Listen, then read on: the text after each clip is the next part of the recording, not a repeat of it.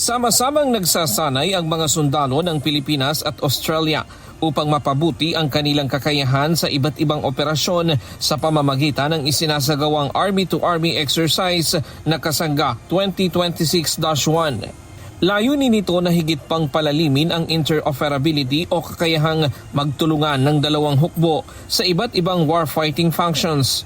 Kabilang sa mga training exercise ay ang demolitions range training na nakatuon sa ligtas na paghawak, paglalagay at pagpapasabog ng explosive charges upang mapahusay ang kakayahan sa breaching at obstacle clearing operations.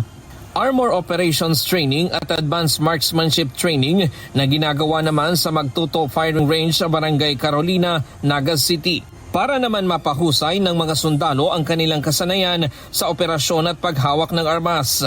Ang Jungle Operations Practical Exercise at Map Theory Sessions kasama rin ang Command and Control Communication Exercise o COMEX gamit ang Blue Force Tracking System.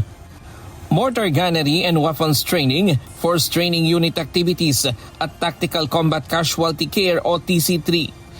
Ayon sa Philippine Army, ang Kasangga na nangangahulugang alay o partner ay naglalayong subukin at paunlarin ang kakayahan ng mga sundalo habang pinapalawak ang kanilang kaalaman sa mga taktika, teknik at pamamaraan ng bawat hukbo. Bahagi rin ito ng patuloy na pagsuporta sa pag-usad ng Army tungo sa mas aktibong pagpapatupad ng External Security Operation o ESO.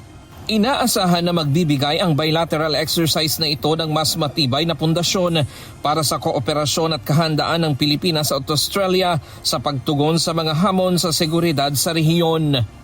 Ryan Lacanlale, UNTV News and Rescue. Diyos ang aming sandigan, serbisyo publiko ang aming pinahahalagahan.